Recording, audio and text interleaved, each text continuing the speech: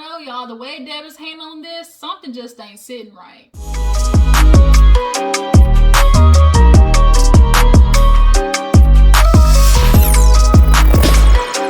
What's up, you guys? Welcome back to my channel. We are knocking out this last review for the day. Before I head on to go see my sister for the weekend in the Super Bowl, let's talk about growing up hip hop, okay? Because this episode definitely ended with a bang with the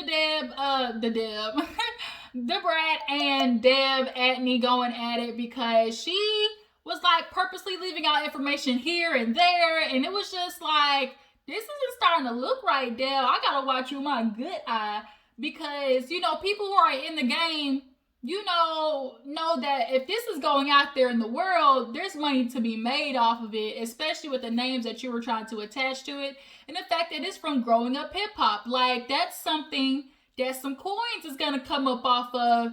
And you know, I'll give it to Pimpin. He asked, you know, the right questions. Where is it gonna be posted at? You know, where's distribution? You know, and the fact that Deb was just like, you know, stay in the artist's place, it's like, I think not, because anybody who's been in the industry, you know, you have a learning lesson of getting screwed over by people telling you that, and people who are inexperienced in the industry, you know, should want to learn, you know, the business part, so you don't get screwed over like that. And I'm not saying that Deb will screw people over, but you know, it always be the ones that you think be watching your back really be, you know, stealing from it. So that's just, you got to be careful, boss, okay? But nonetheless, let's go ahead and knock it out. If you're new to my channel, make sure you subscribe, okay? Become a member of the Juice Box crew. Speaking of my Jujus, how are you doing out there? Make sure to drop down in the comments. Let me know how you're doing. If there are any birthdays coming up, so I can give a good old special shout out, all right? So, make sure you like this video while you're at it, okay? Make sure you hit that like button, hit that like button, hit that like button, all right? So, growing up hip hop, so we actually opened up with the guys. We opened up with the guys fighting, right? And Kai, you know, his, you know, New York, them boots, okay? Don't you step on the Timbs. Now, I'm from Queens. I was born in Queens, so I understand the importance of the Timbs, okay? You know, down in the South, it's your Nike Air Maxes, the J's. Up north, east, you know what I'm trying to say, up northeast, them boots, don't do it, buddy, okay? And the way Kyle was just so calm with it is what scared me, which is why I was like, pimpin'. I don't think that's what you want, pimpin'. Because he was just, and he was eating the donut too. You see how he was just grinning, eating the donut? I'm like, this nigga a killer. Like, he just been out of prison, and the way he was just so chill with it, like, you gotta be careful with those. He was just like, look at your cheek jiggling and all types of stuff. He had me rolling. Kai had me dying. He said, look at your cheeks shaking, your cheeks jiggling. I don't know. I think Pimpin' could have got a good 1-2 in there. But I think Kai is just, he looked like he La Cucaracha up in the brain, okay? But everybody pulls them apart, and, you know, Lily's like, oh my God, Kai, you know, anger has always been his problem. You know, we're trying to make sure he's not continue doing this because he just got out of jail, and we're trying to keep him from going back. And Pimpin' is getting pulled away by Diamond, and, you know, she's trying to tell him, you know, keep it cool, you know, lay it low. We're not going to do this at the party. Brat, when I tell you Brat this season is the definition of fuck it, when Brat is the definition of not my problem, not gonna be my problem. Brat has been the definition of my name Bennett, I ain't in it. Like, when Brat is the definition of that's my cue. When she saw them fighting at that party and them pulling them apart, Diamond said, Brat said, that's my cue. All right, Jessica, go ahead and get your stuff. It's time to roll. Ain't our girl's name Jessica? I think it's Jessica, right? Yeah, it's Jessica. Big Booty Judy. I call it Big Booty Judy. But nonetheless, she got her girl and she rolled up out of there, okay? So, Kai, they pull him to the side. Pimpin', Diamond cools him down, lets him know that he was asking questions and stuff. That's it. It wasn't them big. But I feel like Pimpin', like that insecurity, like men like that who are with the girl that they know is a good girl, I just get annoyed when it's like, you know, you got a good woman, but you don't want to treat her right, but then get insecure. Like when a good, or not when a good dude, but like when she's out there doing her thing, don't get insecure, because now you're only gonna like make it worse. And she said pimpin had like a control issue, and like that's just like putting it out there, showing you how it is, because that could have messed up the whole party had that turned into like a big old thing, and that would have been your fault. Cause then nobody come sliding your little wingworm from Men in Black looking self. Nobody told you to come sliding in there like that. No. So Deb pulls all the artists to the side after the fight happens and lets them know, hey, I want to do like a big, collaboration EP with all of you guys, kind of like a, we are the world situation. And of course, the younger ones who are rookies and up and coming are down for it. And Bao, he hears it, he likes the idea, but he just kind of says yes for the moment, but is really gonna have to like, ponder on it. So after that, the girls, they go to like this little leaf grow your own plant place, some expensive Hollywood shit. And they're talking about the party and how that kind of went crazy. And Ayana being sick, and Ree is, obviously she's wishing her the best, even though she has COVID-19, but she's kind of concerned, like, I don't know how me and Ayana, like, are going to interact when she gets better, if she gets better, because we got into a stupid beef over Brandon. And the beef started over when Brandon got popped, when he got busted for lying about the whole Fire Academy thing. I mean, Ree, I know that's your friend, you was sticking up for him, but the evidence was pretty clear when the fire chief herself says the nigga isn't enrolled in none of the classes. I'm sorry, Reed. You kind of got to let that one slide, buddy. I understand that you might have saw, Ayana text him saying, I still love you. But you can still love somebody and be like, come on, bro, Brandon, you fucked up. Like, that could still happen. But her and Ayana end up getting to it on Twitter because of that, calling both each other nobodies and all types of shit. So, her and, Shania, they haven't been talking either. Ayana and her got into it when Shania called, her name is Shania, right? I think it's Shania. Jermaine Dupri's daughter, she ended up calling Ayana's girlfriend a dyke. And obviously, those are the type of words that you can kind of like, who you could say that around, who you can't, who you can be comfortable enough to say that with. And like, just be smart about it. And like, if you do offend somebody, apologize. And I kind of feel like that's the only thing that's bothering me about Jermaine Dupri's daughter. Is like, she's not apologizing when you offended your friend. Your friend obviously felt some type of way about it. And instead of apologizing, you're just kind of being bullheaded. And you can't piss somebody off and then be surprised when they're not talking to you, congratulating you, or checking in on you, because I'm sure from Ayana's side, she's feeling like, well, if she cared, about me or my relationship so much, like, why would she not want to be like, I want to, let me do better. Like, let me not offend my friend. Like, why, like, let me call her to just get better educated on it. Like, something like that. And the fact that she didn't, I understand why Ayana didn't reach out. Like, I get it. In order to fix this, she's just going to have to, she's going to have to, like, call and apologize first.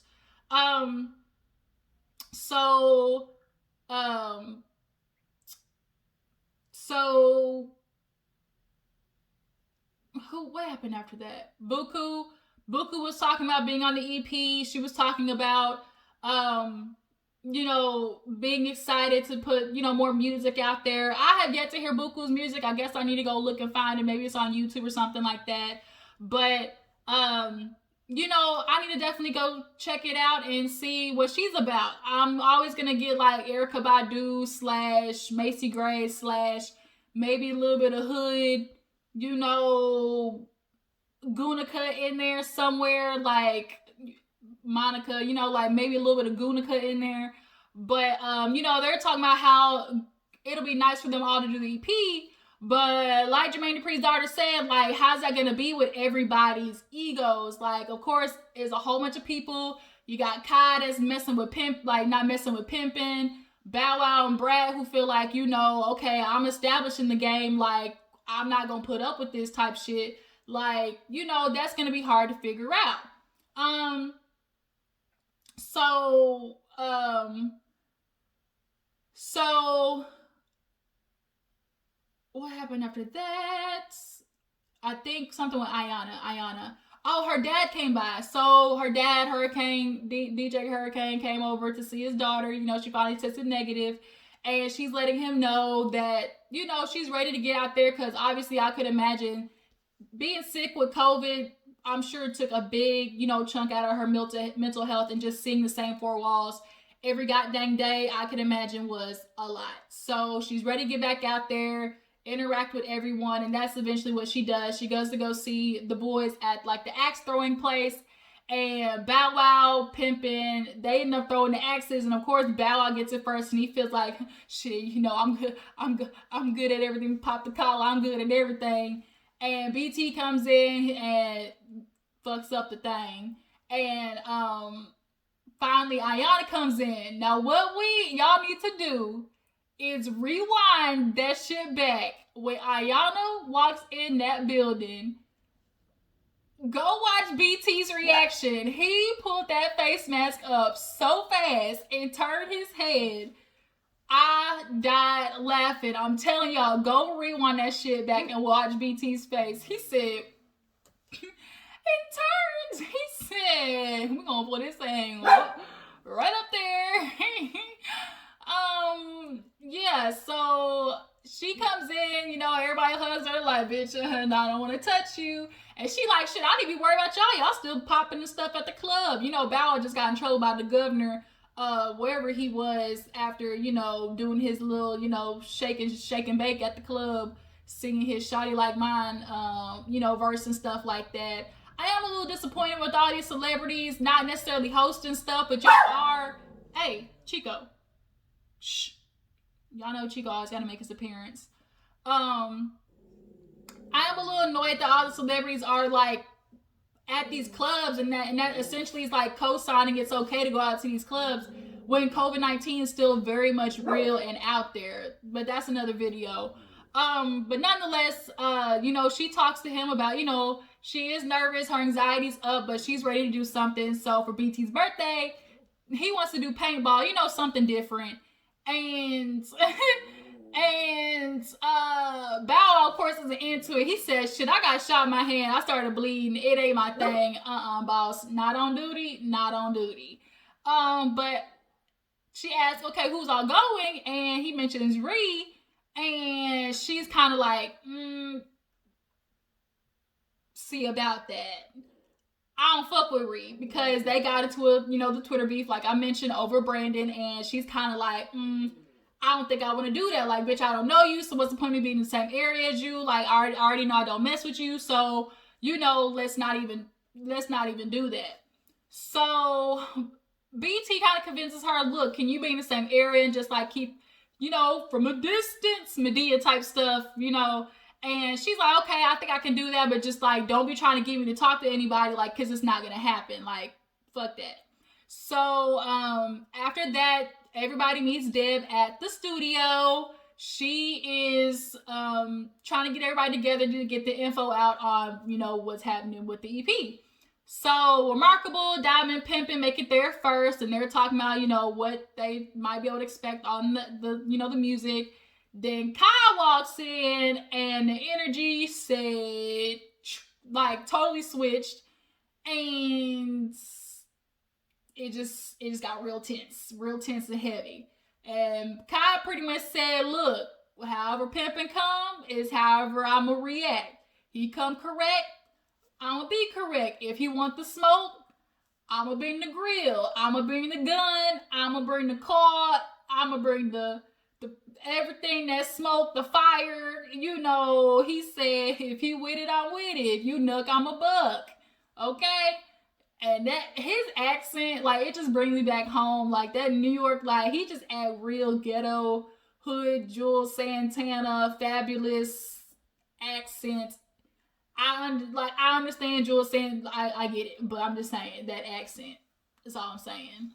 Fabulous, that's what it was, not from Jules Santana, fabulous. And is it Jadakiss? I think it's Jadakiss. I think that's what I was trying to say. But nonetheless, he is in there, and Johnny Blaze walks in with her big old thick with 3C self, thicker than a snooker.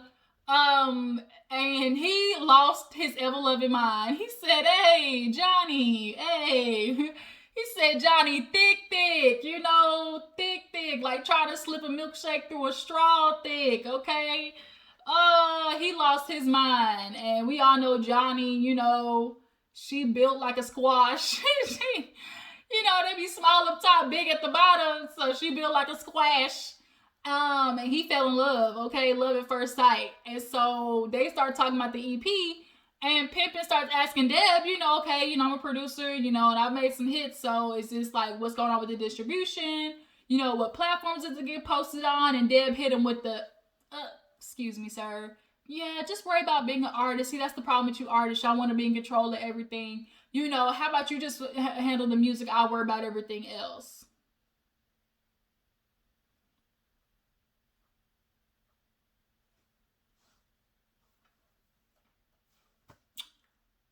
See, to me, the hard part is like the music, the producing. Like, that's where the work is coming in. So if I'm doing all this work and there's some kickback and I'm not getting no back of the kickback, you know, you're not just gonna tell me, oh, just worry about that.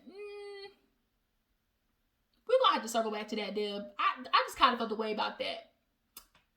I ain't like that. And so Diamond's kind of thinking the same thing. Like, how are you telling people who are experienced, like who've been through the game, who've had their fair share of getting screwed over, like, oh, don't worry about that. Like, that's kind of hard. Like, Deb is low-key just trying to run this whole ship, not really putting... I think Deb had this idea, but she's just not executing it well at all. So later, Diamond actually ends up meeting with the Brat and tells her about the meeting and was like, yeah, you know, Deb, she wants all of us to get on a thing. And she's like, you know, me, you know, Buku, Remarkable, Johnny Blaze, Bow. First of all, Deb heard Johnny Blaze and said, nope, psych, I ain't gonna do it.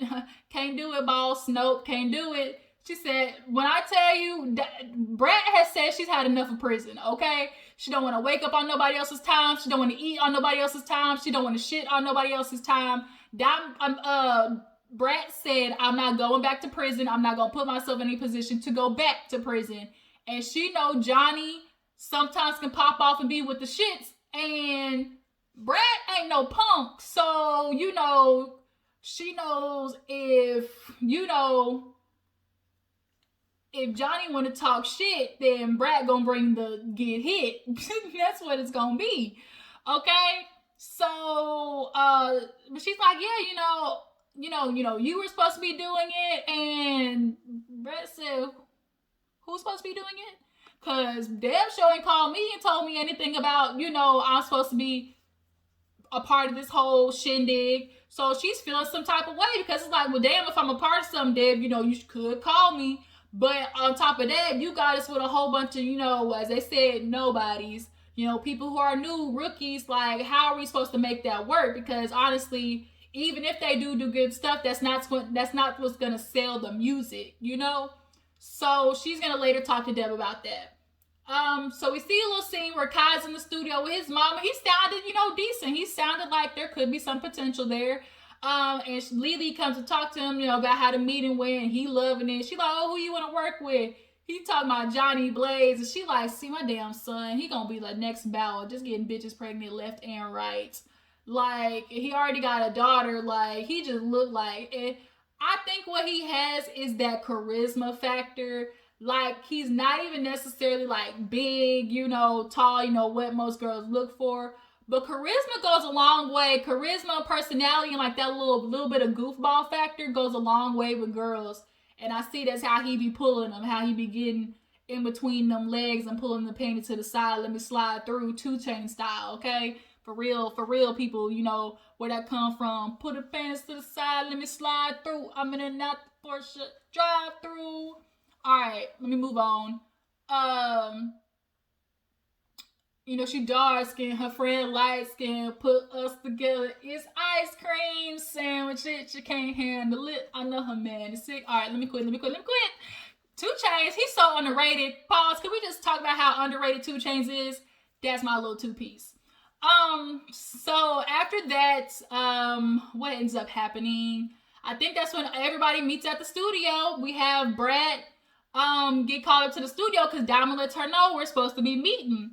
So Remarkable's there and they're talking, and Remarkable's like saying like, this was good, like, the old cats, the OGs, they come and give us their experience, and then the rookies, they come and kind of bring the new young hot, sizzle on that thing, do a little bit of Salt Bay on that, and Brad's kind of like, yeah, that sound good, but my part is where. So Pimpin and Diamond come in, and and Deb come in, and Deb was shocked for her to be there because she's like, I didn't want Brat and Val to be here until I figured out what was going on with the underdogs and make sure they had them. She had everything with them squared away. So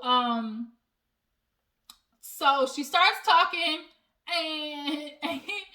and she's like, well, since you're new to this information, you haven't been filled on, I tried to inform you. Brat said, no the hell you didn't. She's like, anyways, Deb, you can't just anyways this situation. Like, either you tried to contact Brat or not. Brat ain't no liar, so I don't think you said it yourself, you tried to wait. And so, I'm sorry, Deb, I don't believe you on that part. So she says anyways, and then gets upset that like the Brat's kind of low-key like jumping on her about it. So she tells the other ones like, look, I feel like this thing will be a good idea. This would be like, We Are the World type shit. And Brat's like, look, We Are the World had some heavy hitters. They had some established people. The only established people here are me, Diamond, Pimpin, and Brat. And Bow Wow. And so Bow Wow's like, yeah, he kind of feeling the same way, because even though Bow was quiet, Brat was saying everything Bow Wow low-key was feeling. So Deb's reply to that was, Brat, Diamond, I ain't heard nothing from you in a while. And she said, Deb, like, now you acting crazy because I've been putting out music. Now, Diamond, I love you. When I say this, I love you. I got 32 flavors of this Bootylicious bubble gum. I love you. I love me some gum too. But if we want to be real, like, I really am wondering why Diamond's career hasn't popped off more. Like, where is the fallback coming? Like, she really should be further than where she is. So I'm just wondering where that fell off at. Is it because she's stressing with Pimpin? Is it because she's only doing her music through Pimpin? Is she using other producers? Is it her team? Or is it just her, like, not necessarily having the right, push from the industry? I don't know what it is, but truth be told, Diamond, like, you haven't really had, like, a radio hit in a minute, okay? But I love you, girl. I love you, sis. This is out of love. But Deb just kind of said it in a way that was kind of like, too much, putting too much stank on it. So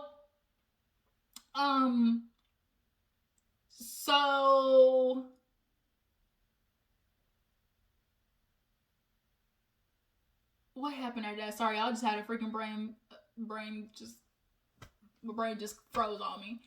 What was, so after that, they were like, okay, well, what am I supposed to do? And then she said, just come through and just kind of, mentor them, just kind of work with them, all types of stuff. And so Brat's kind of like, okay, because she was like, oh, you work with them, and I feel like, we can get this music everywhere. We can probably perform this at so-and-so. And so she's like, is there any money? Like, I'm not going to be having them working for me, or like have them working through me and I'm working for free. Like, working with me and I'm working for free. And, Brat always going to be rhyming some shit. And so she did make sense. Like, where's the money coming from? It's a lot of folks in this. And the truth be told, Bow Wow's name, Diamond's name, Brat's name, people are going to want to see what they're doing. Johnny Blaze, she holds some weight to the extent of people are still trying to see about her. So if she does drop something, people are trying to see. And she does have a good voice. The problem is she just got in her own way the whole damn way of her career. So it's kind of like, well, as much as Brat is coming off real like, I'm a legend, bitch. She is. Compared to the people that are on this EP, this could be more of a people that are on like Diamond's level, Bow Wow's level, you know.